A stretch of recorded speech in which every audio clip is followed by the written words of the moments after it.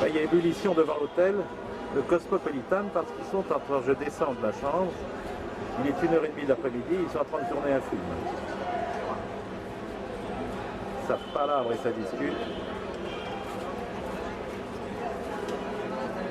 La régie est installée au milieu de la rue. Ah, ils ont le moral ici. Ça, c'est le gars qui place tout le monde à grands coups de hurlement dans son haut-parleur.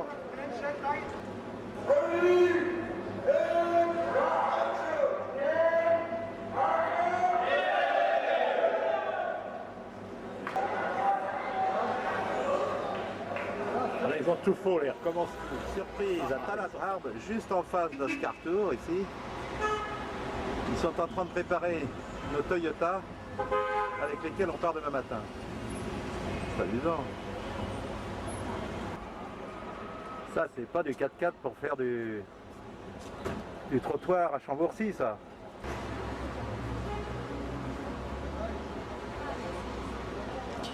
Allez, non, si vous voyez l'intérieur, mes enfants, c'est pas le confort. Hein.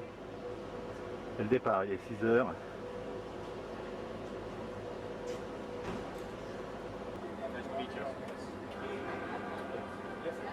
Dernière présentation.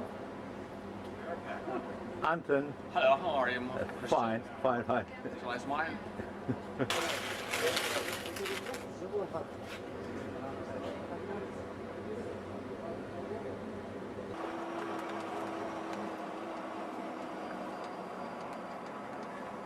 Thank you, Mike. Ça fait 1 heure qu'Anton est avec son GPS pour essayer de voir le kilométrage.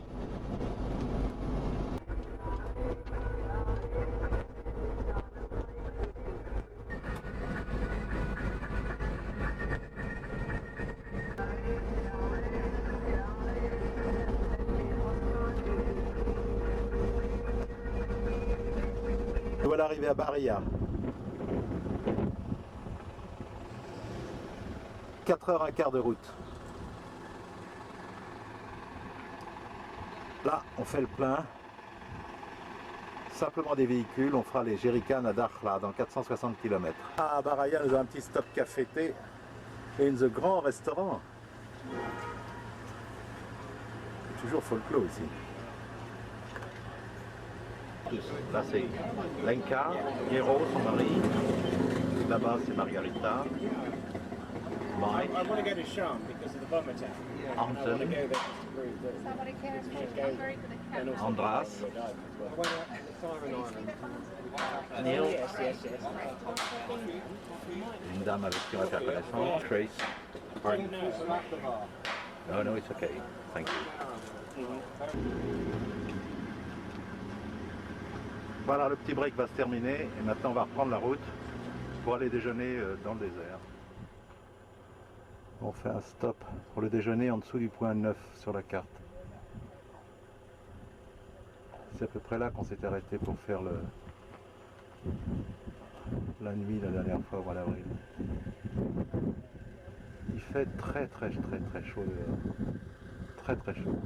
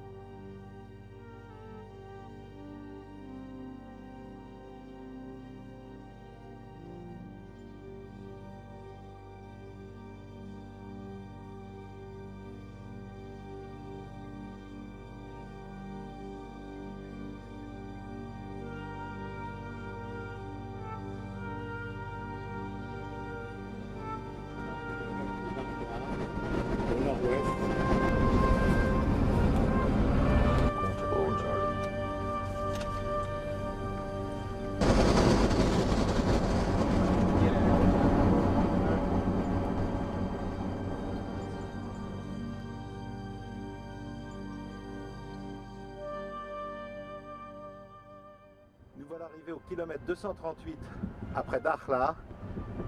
On n'ira pas jusqu'à Bir Terfaoui qui est à 30 km. On va carrément tourner maintenant dans le désert.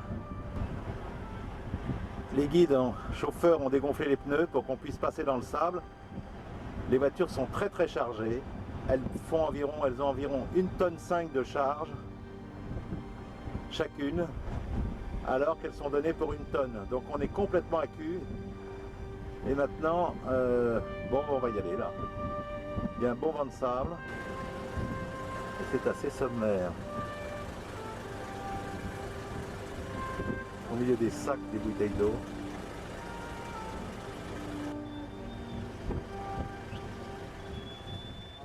De Dakhla, par la route jusqu'au point que l'on va voir à peu près au milieu de la carte, tracé au crayon, point à partir duquel on quitte la route pour nous rendre à Ouénat.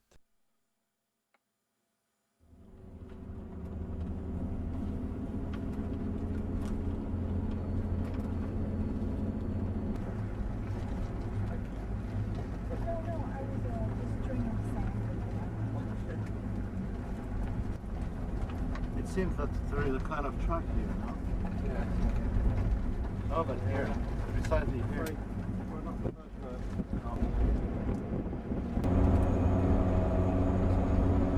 You know, you stayed on somebody.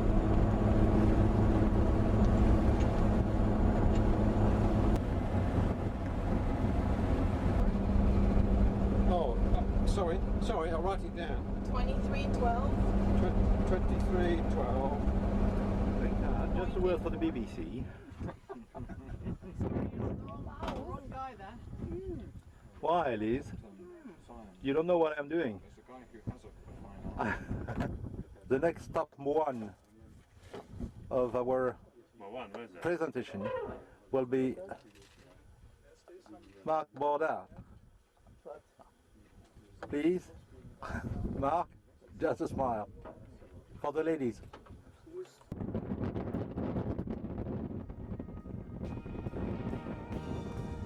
À quelques mètres du pique-nique, on part dans le désert, il n'y a aucune trace, il n'y a rien du tout.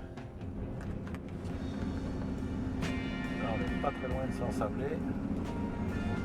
Quand ils sont passés là-bas à peine, on va peut-être y avoir droit.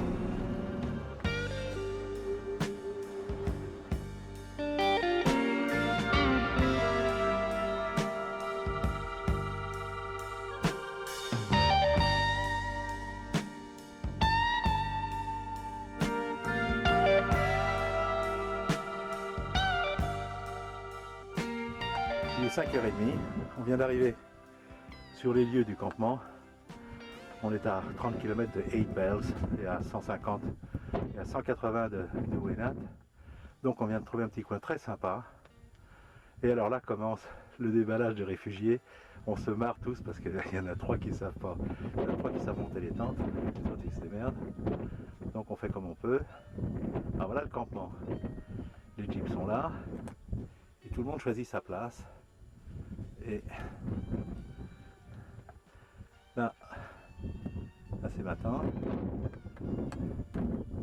là c'est Mike l'américain, là c'est Anton le maltais, on est toujours ensemble, et là c'est Matthews, un anglais qui travaille à la BBC, charmant, et puis là-bas c'est le petit couple Margareta et Chris de Californie. On s'est établi là et alors après il va falloir trouver les moyens pour aller aux toilettes. Donc tout le monde est en train d'inspecter le terrain, il y en a plein qui sont partis derrière pour voir les petits coins où ils vont pouvoir aller. Et où demain matin on va tous se retrouver par obligation parce qu'il n'y a pas des coins pour tout le monde. Il y a de quoi se marrer et je pense qu'on paye cher pour ça. Donc ben voilà le matin, il est 7h moins le quart, nous sommes le dimanche, après une première nuit sous la tente, assez froid, très dur, inconfortable, enfin l'enfer.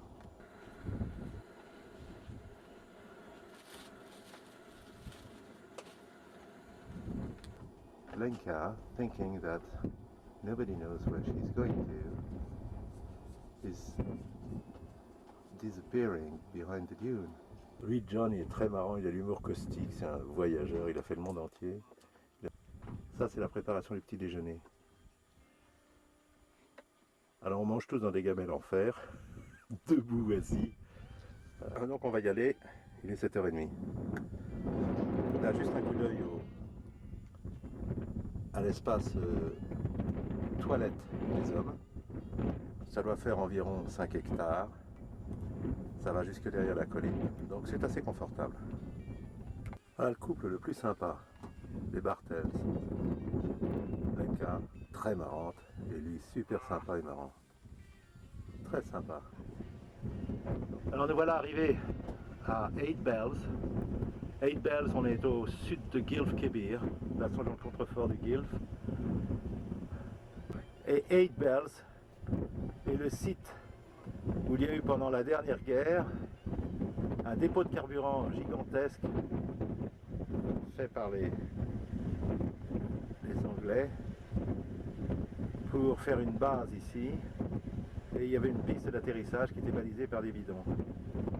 Donc il y a tous les restes qui sont là et tout est intact, tout est absolument intact, pour la bonne raison, c'est qu'il n'y a pas de rouille, il n'y a pas d'humidité, il y a 0% d'humidité, il n'y a pas de rouille, donc les bidons sont là, absolument intacts. On va les voir. Voilà des bidons qui ont 65 ans, ça fait 65 ans qu'ils sont là, ils sont absolument impeccables, absolument pas rouillés. C'est assez inimaginable. Voilà, c'est du carburant d'aviation, 90 degrés d'octane. C'était du Shell.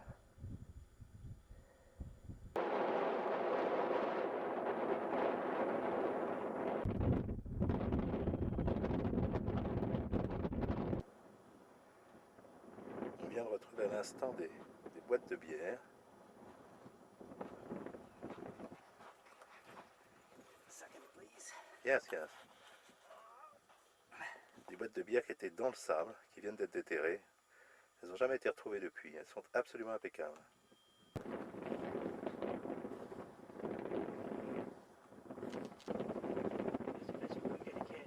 Et voilà, on les réenterre pour que personne ne puisse les trouver et les emmener.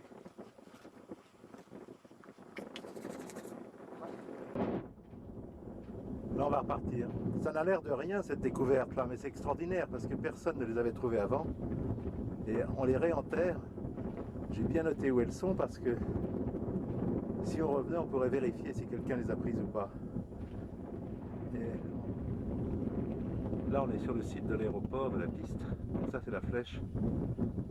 L'indication 8 Bells.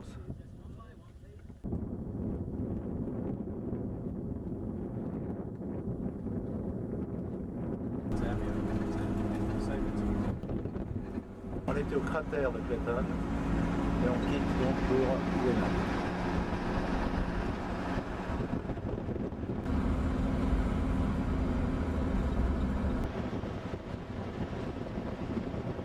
Tout au fond là-bas c'est Uenat.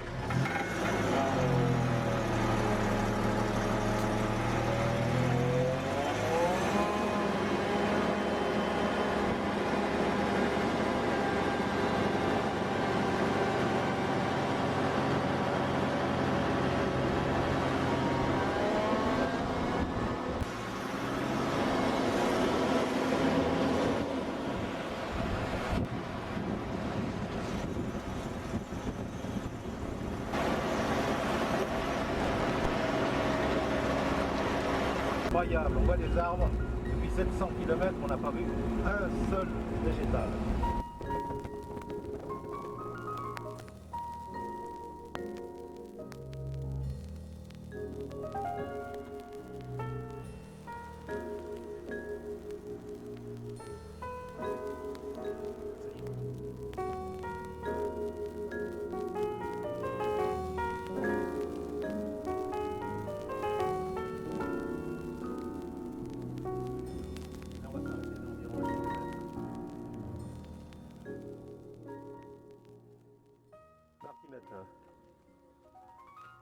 Il est 8h moins 10, le soleil est levé déjà depuis 6h du matin. Donc tout le monde a pris son déjeuner, a fait sa petite toilette très sommaire. Petit caca pipi, lavé les dents. Et là on vient de faire 3 km. On est toujours dans le quart Courtal et on s'arrête pour visiter un site. Voilà la position, on est à une altitude de 692 mètres quand même. Et puis depuis Dakhla, on a fait 722 km. Il est venu avec un Nikon extraordinaire, des tripodes et tout, le pro.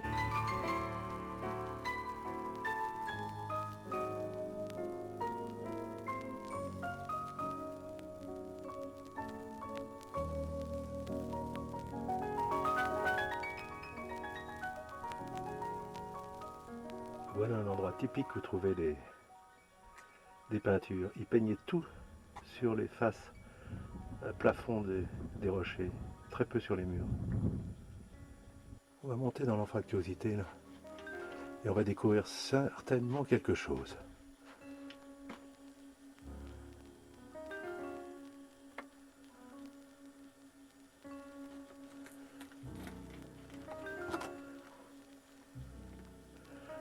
Là, il y a un animal.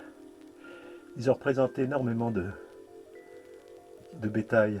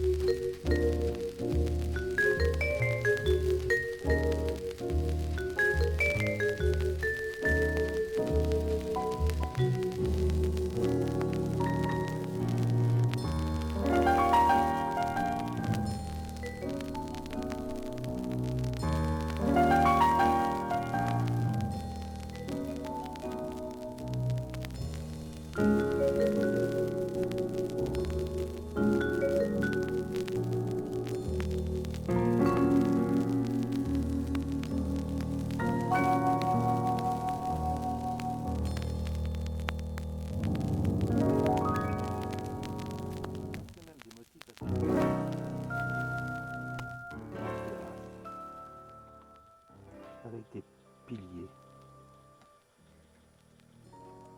Assez extraordinaire pour être pris, parce que c'est de la verdure au sol. Andras, qui vient ici depuis longtemps, n'avait jamais vu de fleurs ici. Et il a dû pleuvoir il y a un mois environ. Donc tout a éclos d'un seul coup, et une seule race de plantes domine le reste. C'est incroyable cette verdure au milieu d'un désert incroyablement sec.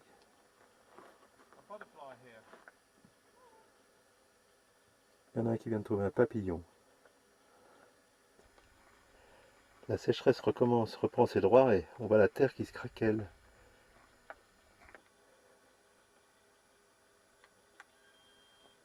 À chaque fois qu'au détour d'un wadi, on découvre une partie plus haute du mont Ouenat, on croit que c'est le sommet.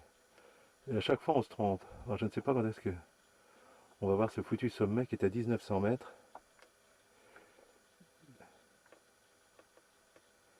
Et selon toute vraisemblance et l'orientation que j'ai, ça pourrait être cet endroit-là. Autant pour mes pieds, le cap est au 232, donc on est bien sud-sud-ouest.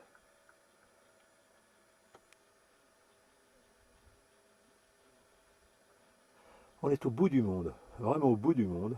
On est 20 Pékins. Et ben on ne peut pas prendre un endroit sans qu'il y en ait un Gugus qui traverse la Seine. Ben c'est incroyable. Et le Gugus, c'est l'ami John, le gnome. Ah, le monstre. Il n'arrête pas de me charrier, celui-là. Je te lui renvoie des vannes à lui faire perdre son anglais. Plein sud. La position, c'est 21,58, 25,08 est. En plein milieu du wadi. Un endroit où la roche montre un aspect assez extraordinaire. On dirait de la peinture. Et en fait, on ne sait pas si c'est pas du gaz. La terre, ils ont bougé. Les pierres sont ressorties de terre. On dirait qu'elles sont recouvertes de neige. Toutes les pierres ici sont recouvertes de gravures. Il n'y a pas de peinture. Simplement une légère gravure de surface.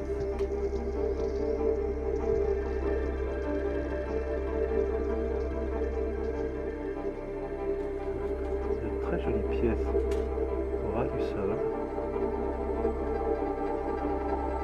Là, on a un exemple extraordinaire du glissement qui s'est produit entre deux couches de roches au long du temps. On retrouve le décalage tout le long dans la partie ombrée, mais là, ce qui est assez extraordinaire, c'est de voir la partie noire ici qui a été découverte par cette partie qui a bougé ici. On ne sait pas quelle est la plaque qui a bougé et celle qui est restée en place. Mais ce qui est extraordinaire, c'est de voir le décalage. C'est exactement la pièce sœur qui colle exactement. C'est formidable. Toute cette partie-là a bougé.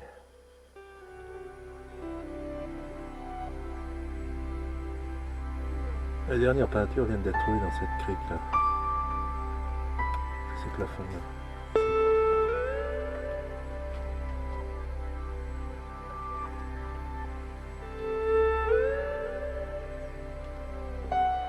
Quand on arrive sur les rochers, on peut faire des découvertes qui sont plus ou moins macabres. La pauvre chèvre est complètement desséchée. Il lui reste, comme on dit, que la peau sur les os.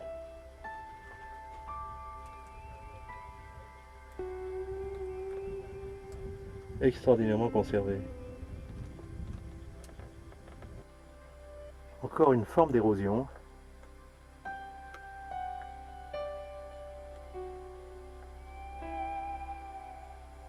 Qui ressemble tout à fait à ce que l'on voit à Bet El Wali, à Assouan, dans les pierres du temple. Ils appellent ça un cancer de la pierre. Alors je ne sais pas si c'est la même chose, mais ça ressemble bigrement. Ce sont des trous qui se forment et qui s'élargissent avec le temps.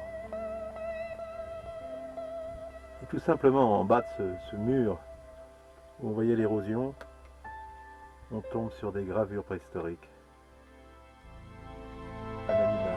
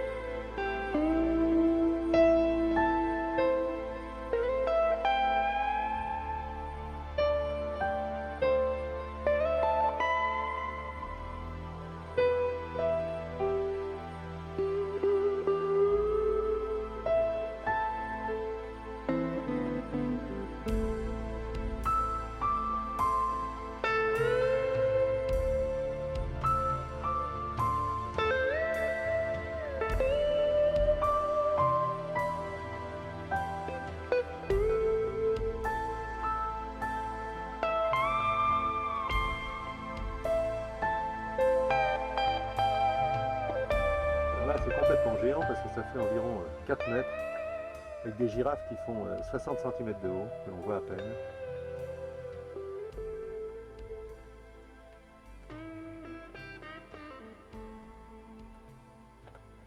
Là, on distingue un chameau. C'est bien fait d'ailleurs. Essayez de faire une faveur à mesdames les girafes. Elles sont tellement belles, elles sont énormes. Elles ont été regravées sur d'autres gravures déjà faites en dessous. La deuxième, c'est énorme. Une troisième girafe. Un autre chameau. Lenka is coming from the desert.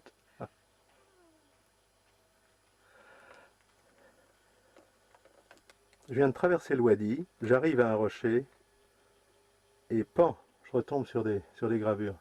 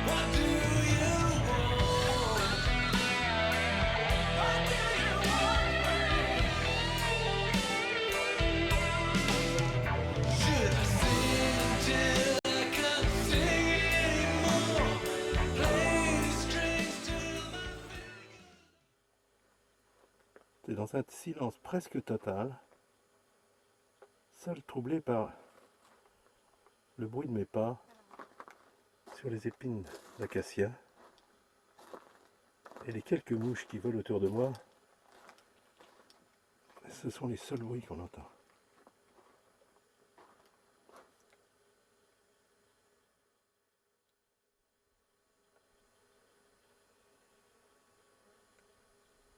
Là, on arrive dans un espèce de charnier, peau de chèvre desséchée, des ossements blancs partout, d'animaux qui sont morts de faim, probablement de soif. Et je découvre qu'il y en a un qui n'est pas mort de soif, c'est une nymphe. Je suis en train de lire sous un rocher.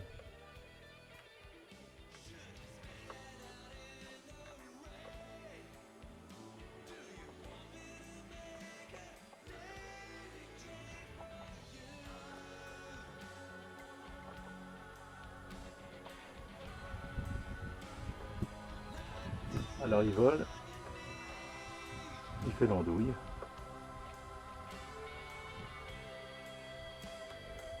Il fait le zèbre, il va un petit peu partout, il s'accroche aux parois, il part. Le petit oiseau me suit depuis déjà une demi-heure. Il vole au-dessus de moi, il vient se poser, il s'envole, il repart, il revient, il me suit. Déjeuner typique, debout ou assis dans le sable devant la rocher.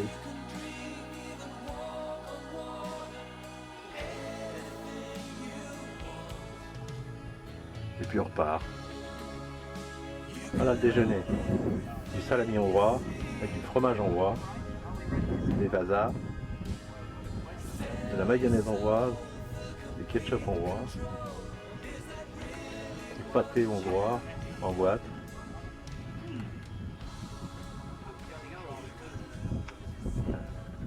Et voilà Andras, celui qui organise tout ça. Les voitures sont sommairement mises à l'abri d'un acacia. Il fait royalement 38 à l'ombre. Et nous voilà repartis.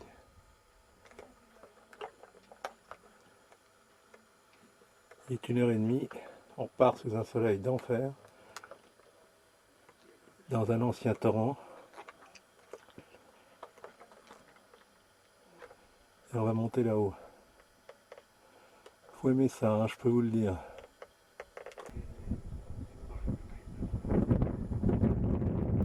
Quatrième site de la journée.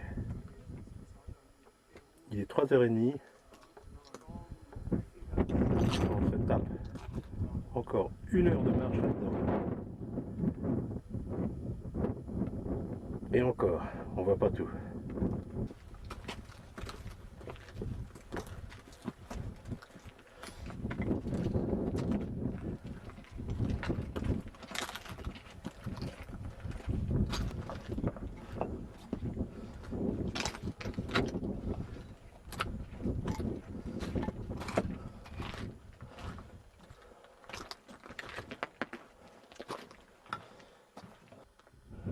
Ça fait 3 quarts d'heure qu'on marche pour arriver là. On est à 770 mètres d'altitude. C'est chouette, mais ça se mérite. Peut-être le lit d'un ancien glacier. Finalement, je redescends tout seul avant les autres, parce qu'il n'y a pas grand chose à voir. Et n'ayant pas grand chose à voir, je préfère descendre tranquillement, pour pas se tordre une patte. Les enfants,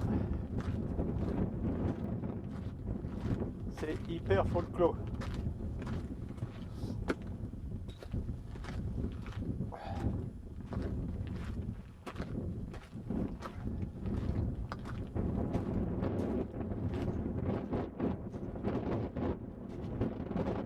Et voilà, le chemin est par là. Ça y est, on est le 19, c'est parti. On part pour le Carcourmour. On a entre 15 et 20 km à faire dans la montagne. Ça va pas être de la tarte. On part avec 3 litres d'eau chacun, toute la bouffe et tout, on revient ce soir. L'enfer. Johnny, do it. Hi, who? Ah, Johnny. On continue à marcher sur les autoroutes de la Loire. 20 km on a à faire en tout. C'est intéressant.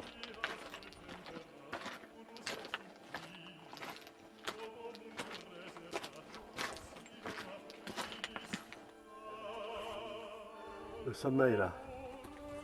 Espèce de cône au milieu.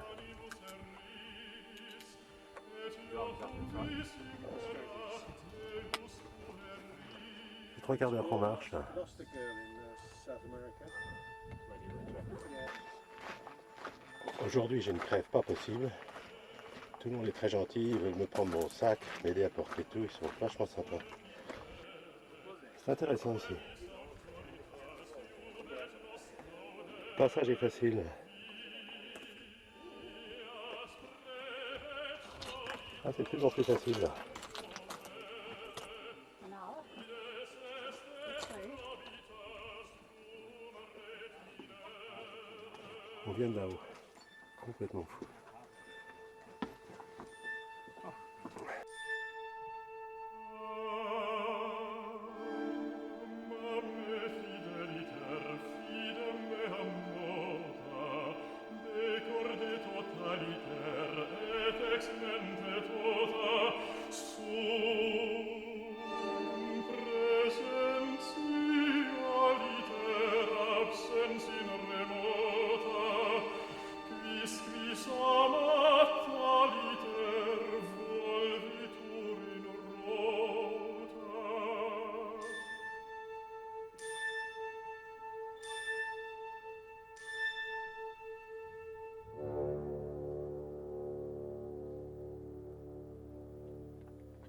Bon, aujourd'hui c'est la journée. J'ai une crève d'enfer. C'est la journée des fous furieux. On est parti en pleine pampa. On a déjà fait 5 km dans les rochers. On en a encore 18 à faire. Moi je suis malade comme un chien. On a 3 litres d'eau chacun. Youpi, la vie est belle. Et on paye pour venir. Sympa. Donc là on va partir là-bas. Suivez la caméra.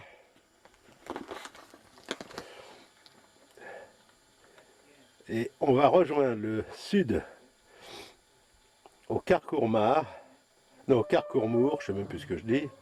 Carcourmour, pour ceux qui connaissent, c'est la porte à côté, où on va descendre, et ensuite on a 4 heures de marche à pied pour rentrer. Sympa les polos. Putain, j'ai jamais cru que c'était aussi dur. Oh les vaches. Des vaches, des vaches. Alors, il y a des photos à prendre partout, c'est infernal comme truc. Tout le monde est couché sur les cailloux.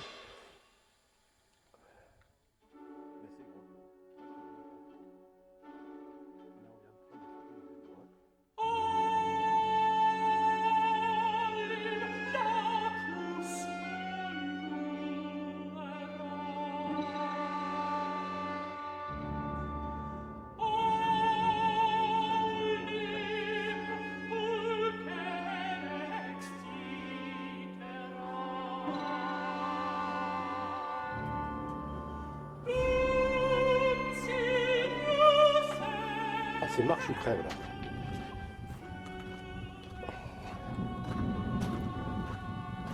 C'est les bannières de l'exploration.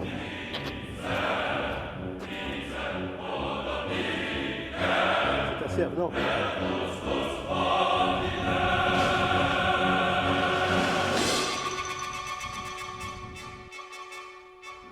Au loin dans la brume, c'est le Djebel Kissou.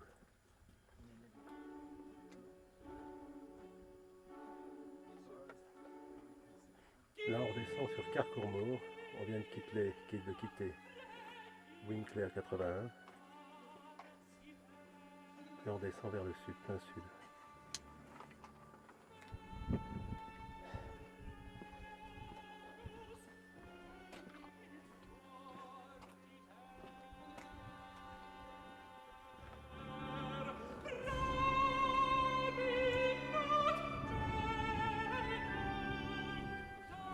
Easy going, comme ils disent. C'est rigolo. Easy going. Il faut toujours y aller. Easy going.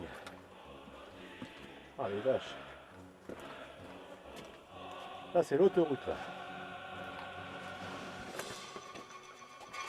Ah je suis largué sur ce coup là. Très Dieu.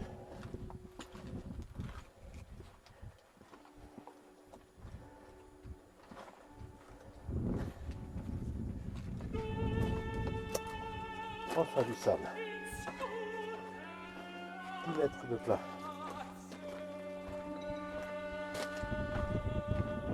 Et on recommence dans les acacias. Allons-y que ça pique. Petit coco.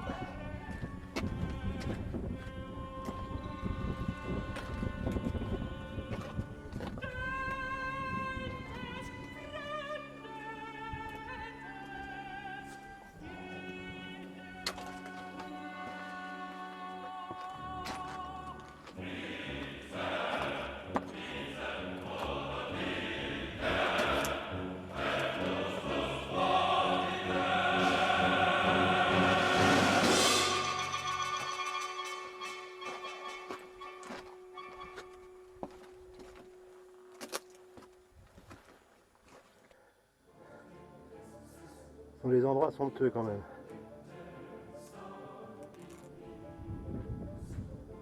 Ça commence à chauffer, il est 11h30, ça fait 5h30 qu'on est parti, on cherche un puits. Il n'y a qu'un seul puits dans Ouélan. Il est dans le coin, alors tout le monde est en train de chercher de façon fébrile pour pouvoir se laver un peu. Par ici c'est sympa. Quand il se repose au milieu des ossements de chèvre. Premier palmier. On arrive en bas du Carcourmour, exceptionnellement il y a de la pluie ici aussi, donc ça a provoqué une pousse d'herbe, c'est formidable.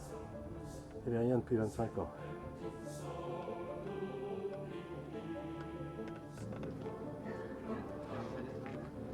Le puits, Lyon.